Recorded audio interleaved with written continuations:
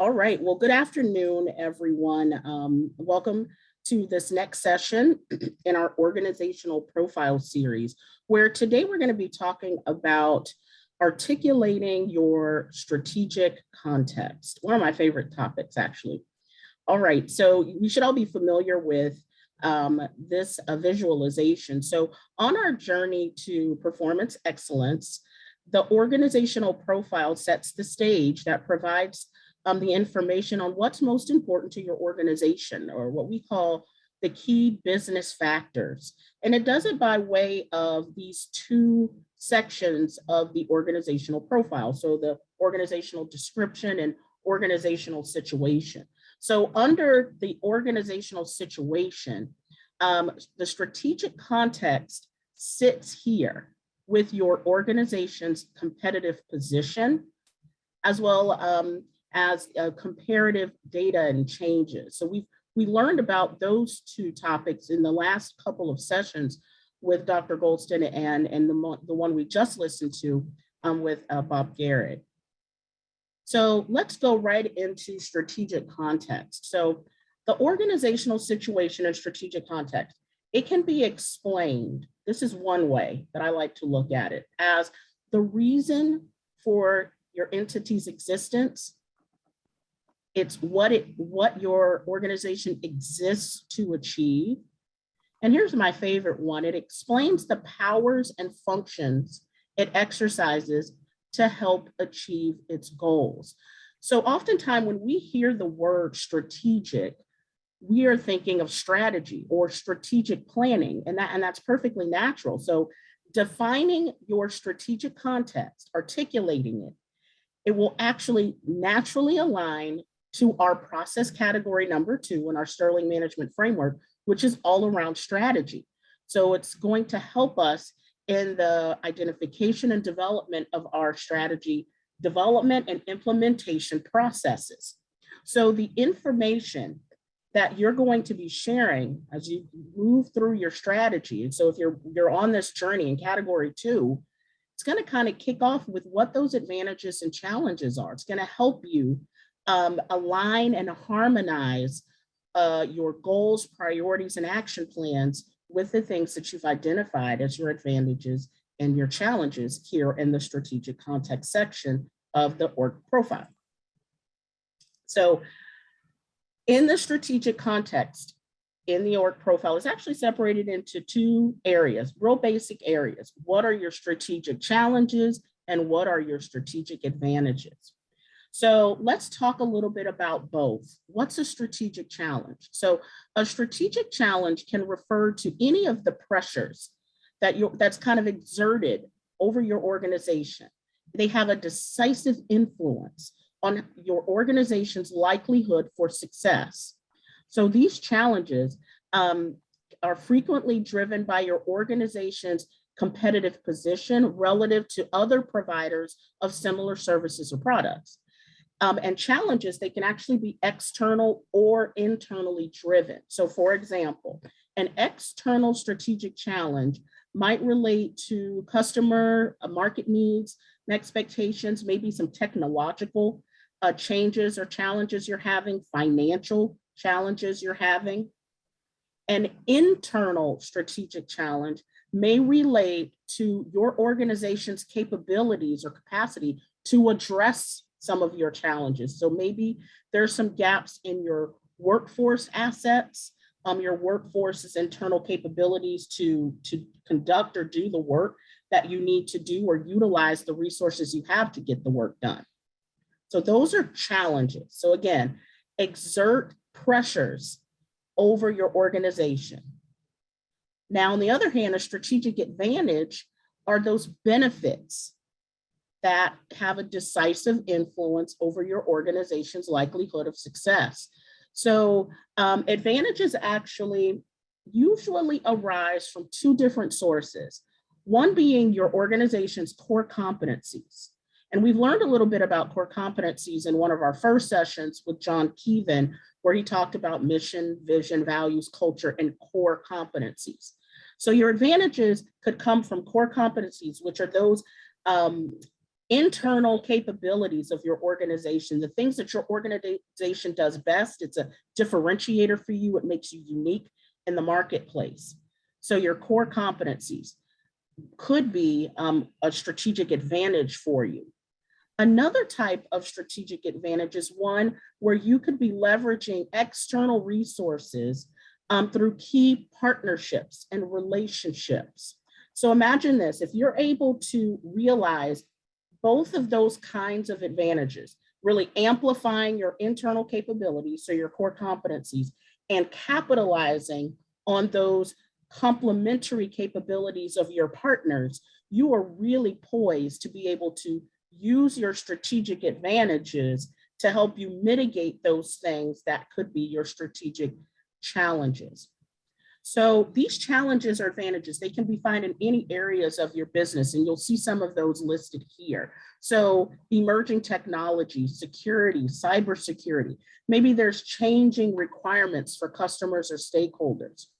For those of you that are in nonprofits or government, and I'm in government, our challenges are, may look a little different, but we still have them. So some things that you could consider that might be a challenge could be, maybe the relative influence with politicians or major decision makers, your influence over your budget. Sometimes in government, we're really fighting over resources. Maybe it's about ROI, administrative costs to our programmatic contributions, service delivery models, anything from, and things that customers, really complain about sometimes, which could be wait times if you have, lobbies or things like that. So if you're in government or nonprofit, your challenges may look a little different, but they certainly are those that are important to understand and begin to mitigate. So when we think about how are these challenges and advantages documented in the org profile document itself, it's usually displayed as a chart, pretty simple chart. I actually pulled this from the case study that we use. It's a Baldrige case study from our last assessment cycle. But let's think about this. How do you bubble up? How do you know what those challenges are? What processes do you go through to determine your strategic context, meaning what are your advantages and what are your challenges? So think about your strategic planning process in general. What are some of the inputs to that?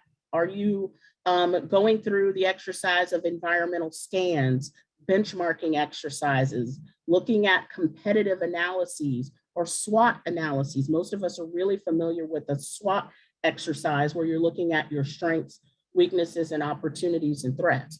So for example, if you're completing a SWOT exercise and you are on the S, so the strengths, maybe those strengths could be those core competencies, those internal capabilities that you have.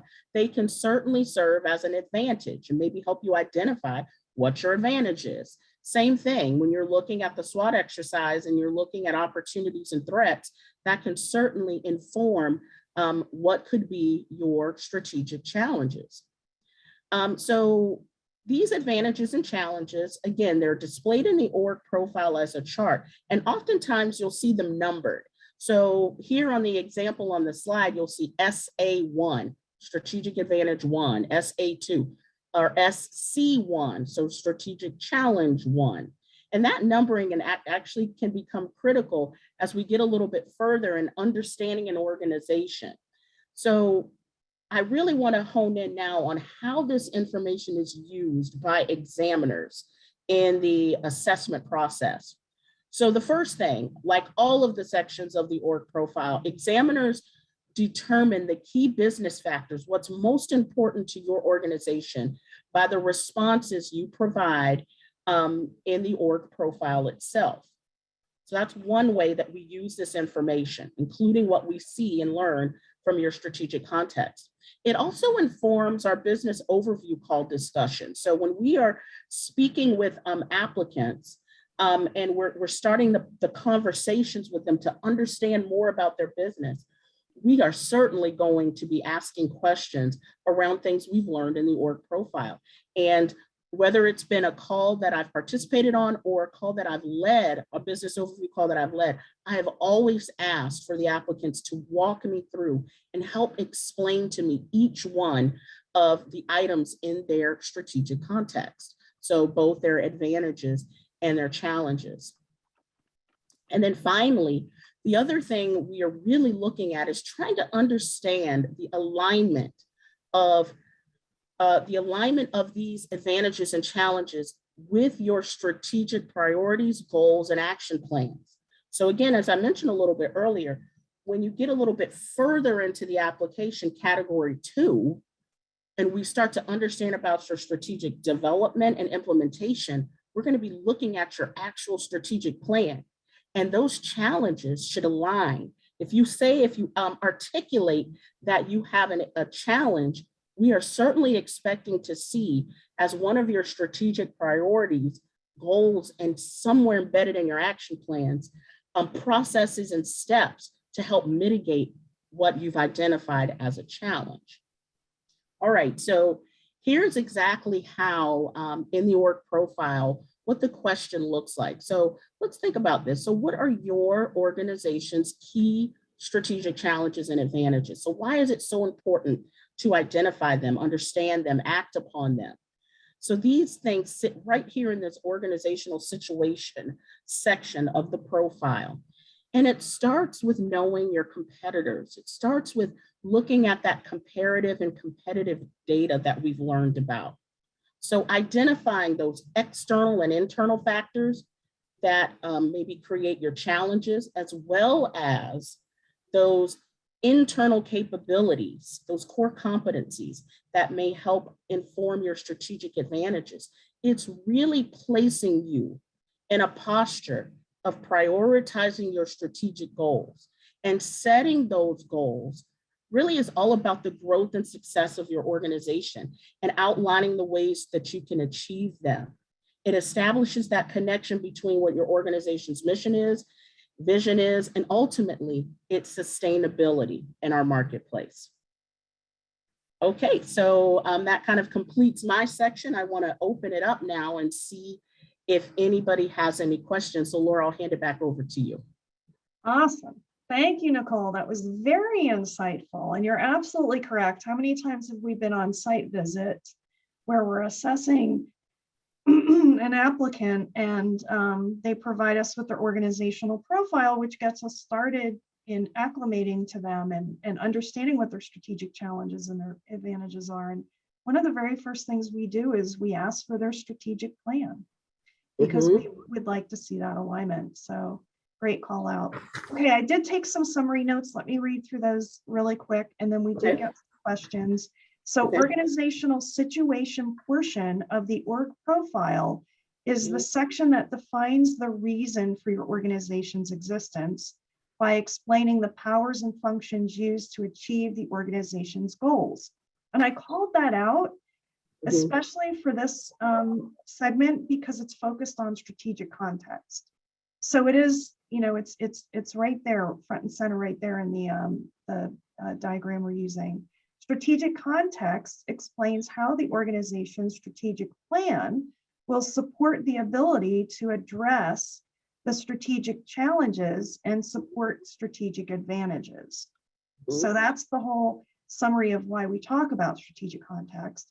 And then strategic context is defined by advantages and challenges identified through the business requirements, operations, workforce, or societal contributions. And I've got two more bullets. I know we're close on time. Strategic challenges can be internal or external and will challenge the ability to achieve goals and sustain operations. Strategic advantages, on the other hand, are marketplace differentiators that set the organization apart from competitors. Did I get it all? You got it, Laura. You're a pro. Okay. All right. So those notes will be available. And then we do have some questions. We're short on time. So I'm just gonna ask you real briefly one question. Can you provide us an example of an organization that you are aware of that benefited significantly by focusing on a strategic challenge? Absolutely, Laura. You know, I have been thinking about this as I was considering, you know, my own organization, and I've certainly had the pleasure of assessing various organizations and understanding some role models through Baldrige, but I really want to focus on the one that I'm most closest to, which is my own organization. About 5 years or so ago, so pre-COVID, we really were having, before the whole Great Resignation, we were really having some issues with retention and engagement with our workforce. And I bring up this example because workforce translates no matter what industry you're in. And because of what we're feeling right now with the Great Resignation. So we started to read and assess through our exit surveys, through various focus groups, some dissatisfaction with our workforce. And we put that down as an actual major strategic challenge, retention and engagement. And so then we went about the business of figuring out how we were going to address this. So it certainly became, forefront in our strategic plan as a priority. We created goals, SMART goals around that priority, and then aligned action plans around that priority. And some of the items in that action plan included various approaches to engagement. We certainly surveyed our teams, formally surveyed them so we can get a baseline, which helped us develop metrics to understand where we were and what kind of our key target goal to get to that next level. Bob Garrigan in the last session talked about comparative data, and we certainly went out and did that as well, where we looked at some of our, within industry and outside of industry. Again, it's workforce, so we can look anywhere and kind of get a sense of overall satisfaction with employees to kind of set a target for ourselves. And I will tell you, when we started this process, we were at about, kind of abysmally, maybe at around 69% overall satisfaction. And after about 2 years of really focused attention on that goal, where we had alignment and actions associated with it for our managers, in our, accountability through our performance metric scorecards, we were able to see some marked and significant improvement in our overall satisfaction. We're at the highest, we were at about 89%. So we did a significant jump, and we were extremely proud of that. But a lot of that was deliberate focus on goals and action plans and monitoring those metrics, setting metrics and monitoring them. Wow, that was great. The great story. I always love those stories that focus on the workforce. That's a great one. Yeah, well, thank you once again, Nichole. Very insightful. We're going to have to wrap it up. We're out of time. We're actually over time. But I think it's been a great session. So thanks for staying with us. Don't forget to check in at floridasterling.com or thesterlingcouncil.org. You can obtain additional content from today's session there. And then just a quick plug for the Sterling Conference this year. It is at the Gaylord, the Gaylord Palms Orlando from May 31st to June 3rd. We will be there. And if you have any suggestions for topics that you would like presented, please send them to info at thesterlingcouncil.org. And don't forget to join us next week on May 3rd at noon for a replay of Nichole's session, and then at 12:15 for describing your performance improvement system. We will be featuring Sterling Council board member Roland Martinez, who is also the Deputy Director at Florida Department of Health in Broward County. So I'm looking forward to seeing you then. And until then, I hope you have a very happy week ahead. Thanks for joining us today.